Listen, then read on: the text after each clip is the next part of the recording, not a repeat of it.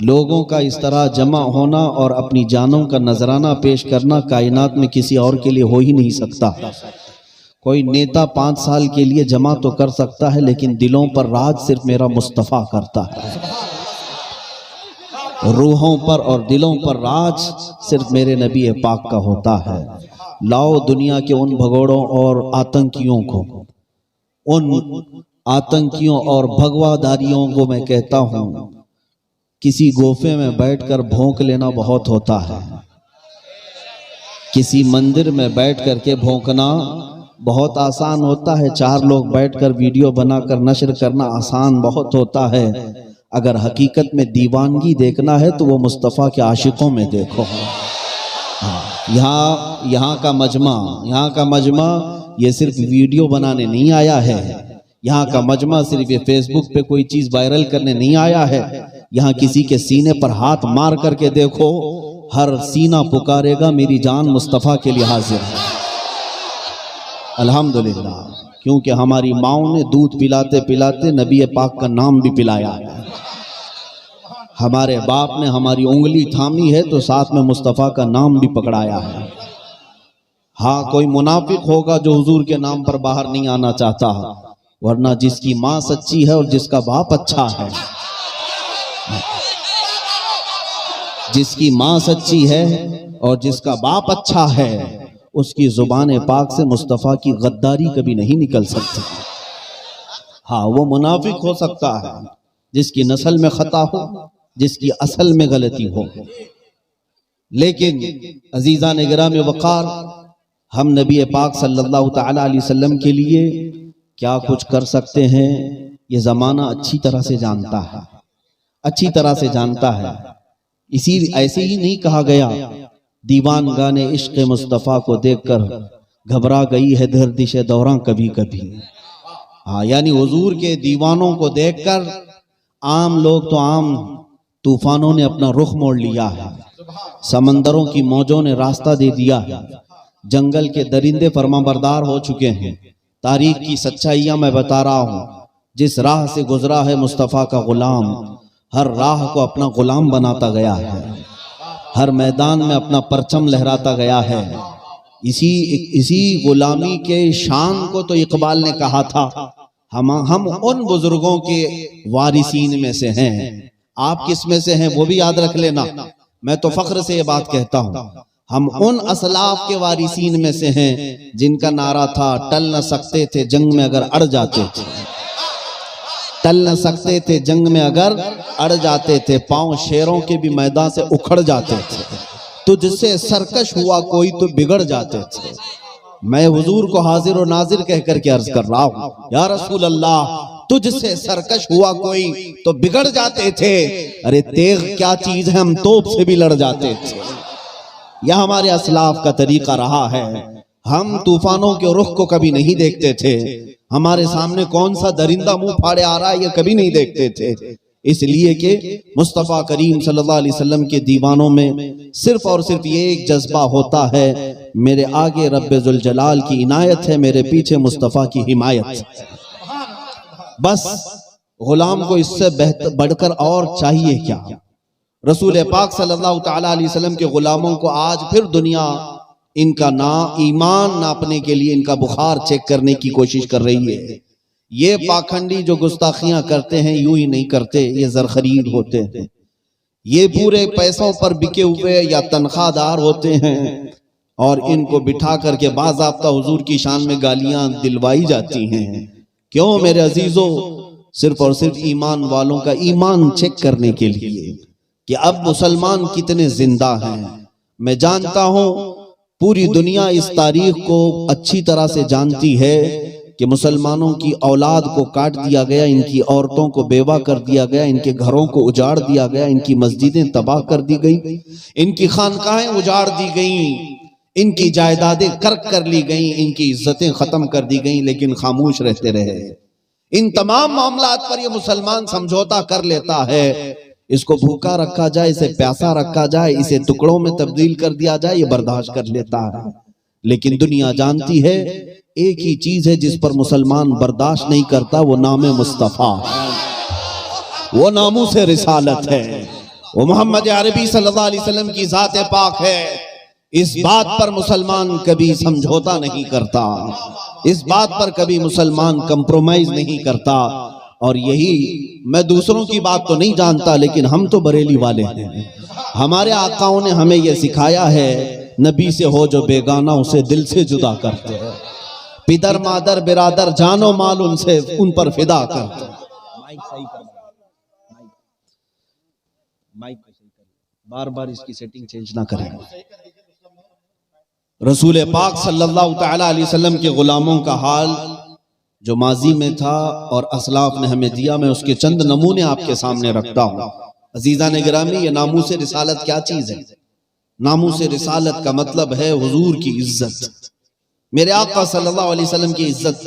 یاد رکھنا، رب ذوالجلال بڑے بڑے گناہوں کو معاف فرماتا ہے، زنا جیسے گناہوں کو بھی معاف فرماتا ہے، لیکن حضور پاک کی عزت پر بھونکنے والے کو اللہ تعالی ہمیشہ کے لیے ختم فرماتا ہے۔ ختم اللہ علی قلوبہم، ان کے دلوں پر مہر لگاتا ہے، ان کی آنکھوں پر، ان کی بصارت پر، ان کی سماعت، ان کی کانوں پر اللہ مہر لگا دیتا ہے، وہ واپس پلٹ نہیں آتے۔ گستاخان رسول کا بڑا برا انجام پہلے بھی ہوتا رہا، اب بھی ہوگا، پہلے سے ہوتا رہا، اب بھی ہوگا۔ یہ دنیا کا سب سے بھیانک گناہ ہے۔ آپ کو پتا ہے اسلام میں، اسلامی حکومت ہو تو بہت سارے گناہوں پر سزا تو دی گئی ہے، توبہ کر لینے کے بعد بہت سارے لوگوں کو معاف کرنے کا بھی حق دیا گیا ہے۔ کوئی توبہ کر لے، سچی توبہ کر لے تو اسے عفو درگزر کر دیں، چھوڑ دیں اسے۔ لیکن شاتم رسول، گستاخ رسول، توبہ کرنے کے بعد بھی واجب القتل ہے۔ اس کی وجہ کیا ہے؟ یہ ایسا کینسر ہے کہ اس کا دنیا سے جانا ضروری ہے، یہ ایسا کینسر ہے اس کا دنیا سے جانا از حد ضروری ہے۔ اسلام نے یہ سزا یوں ہی نہیں رکھی۔ آپ کو میں بتاؤں، سلطان صلاح الدین ایوبی کا نام سنا ہوگا، وہ عظیم جرنیل ہے اسلام کا، عظیم سپہ سالار ہے اسلام کا، جس نے کئی جنگیں لڑی اور عیسائیوں کے ساتھ لڑتا رہا، 12,000 کا لشکر لے کر 4 لاکھ لوگوں سے لڑتا تھا، لیکن فتح و کامرانی اس کے قدم چومتی تھی۔ صلاح الدین ایوبی کی ایک عادت خاص تھی، عربوں کو تو چھوڑو، انگریزوں نے لکھا ہے تاریخ، ریچرڈ نام کا ایک مورخ ہے انگریز، اس نے کتاب میں لکھا ہے کہ پوری تاریخ میں صلاح الدین جیسا سپہ سالار میں نے دیکھا ہی نہیں۔ یہ انگریز کیوں لکھتا ہے؟ سنو توجہ سے، اس لیے کہ وہ صلاح الدین ایوبی کی تاریخ میں کہتا ہے اتنا بڑا یہ سپہ سالار تھا کہ اگر اس کے ہاتھ میں 100 قیدی آ جائیں، جنگی 100 قیدی آ جائیں عیسائیوں کے، تو 100 کے 100 کو بھی آزاد کرتا تھا، نہیں قتل کرتا تھا، مارتا نہیں تھا، انہیں فدیہ لے کر یا معاف کر کے چھوڑ دیا کرتا۔ سب سے زیادہ معاف کرنے والا سپہ سالار صلاح الدین تھا۔ لیکن آپ کو میں بتاؤں، آج جو لوگ معاف کرنے کی بات ہمیں بتاتے ہیں، درگزر کرنے کے معاملات ہمیں سکھاتے ہیں، حکمت اور مصلحت کے ساتھ چلنے کے سبق ہمیں پڑھائے جاتے ہیں، صلاح الدین جو سب سے زیادہ معاف کرتا تھا، ایک وقت ایسا بھی آیا، ملک شام سے ایک قافلہ مسلمانوں کا گزر رہا تھا، عیسائیوں کا ایک سپہ سالار برنس نام ہے، اس نے ان مسلمانوں کے قافلے کو پکڑ لیا، ان کا مال لوٹا اور انہیں مارا بھی۔ ان میں عورتیں تھی، بچے تھے، لیکن اس کا کام یہ تھا، برنس کا، جب بھی مسلمان کو مارتا تھا یوں تانا دیتا تھا، بلاؤ اپنے محمد کو، کہاں ہے وہ محمد جس کا تم بڑا ذکر کرتے ہو؟ تو مسلمانوں کو اس سے زیادہ چھلنی کرنے والا جملہ نہیں ہوتا۔ ماں باپ کی گالی دی جائے تو الگ مسئلہ ہے، لیکن نبی پاک کا نام لیا جائے مسلمان کا دل زخمی ہوتا ہے۔ وہ برنس بار بار زخمی کرتا تھا، مسلمانوں کو مارا بھی، لوٹا بھی، پیٹا بھی، لیکن یہ لٹا ہوا قافلہ جب واپس آیا، صلاح الدین اس وقت حلب کی زمین پر، ملک شام میں حلب میں تھے، آ کر کے لوگوں نے داستان سنائی۔ یہ وہ وقت تھا جب صلاح الدین سخت بیمار تھے، بہت بیمار تھے، بستر سے اٹھ نہیں سکتے تھے، بستر پر لمبے سوئے ہوئے تھے۔ جب آ کر کے لوگوں نے یہ بتایا کہ وہ مارتا تھا اور بار بار یہ کہتا تھا کہ بلاؤ محمد کو، جلال آیا بستر پر، بیماری کے عالم میں۔ صلاح الدین نے کہا جاؤ تم لوگ اپنے اپنے گھروں پر، جانتے ہیں میں نے تاریخ میں ایسا کوئی سپہ سالار اور جنگجو نہیں دیکھا جو مریض اور بستر مرض سے اللہ کی بارگاہ میں منت مانگتا ہے، اے مولا صلاح الدین کو تو نے بہت کچھ عطا کیا، آخری بار تیرے دربار میں ایک منت ہے میری، مجھے اتنی زندگی دے دے کہ میں برنس کا سر قلم کروں، اتنی زندگی دے دے کہ میں اس گستاخ رسول کو اس کے انجام تک پہنچا سکوں۔ اور روتا رہا، بیماری تو ہے کہ پکڑی رہی جسم کو، بیماری جاتی نہیں تھی۔ 1 سال گزر گیا، 2 سال گزر گئے، 2.5 سال کے بعد بستر سے صحیح سلامت اٹھ کھڑے ہو گئے۔ صلاح الدین جب واپس اپنے سپاہیوں میں آئے، سب سے پہلا معرکہ آپ نے اسی برنس کے خلاف کیا اور چند ہی دنوں میں اس برنس کو پکڑ لائے۔ گرفتار ہو کر کے پورے قیدی آئے۔ صلاح الدین ایوبی جیسے ان کی عادت تھی، ایک ایک سپاہی کو آزاد کرتے تھے، جا تو بھی آزاد ہے، تو بھی آزاد ہے۔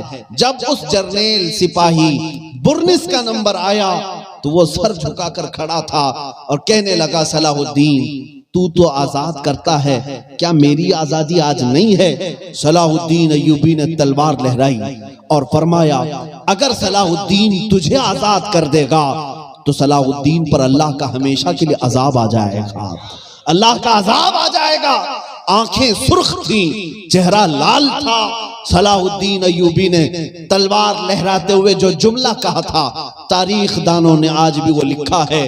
صلاح الدین نے کہا اس کی گردن پر تلوار رکھ کر، اے برنس 2.5 سال پہلے تو نے پکارا تھا مسلمانوں کو کہ بلاؤ اس محمد کو، کہاں ہے؟ دیکھ اس محمد نے مجھے بھیجا ہے تیرا سر قلم کرنے کے لیے۔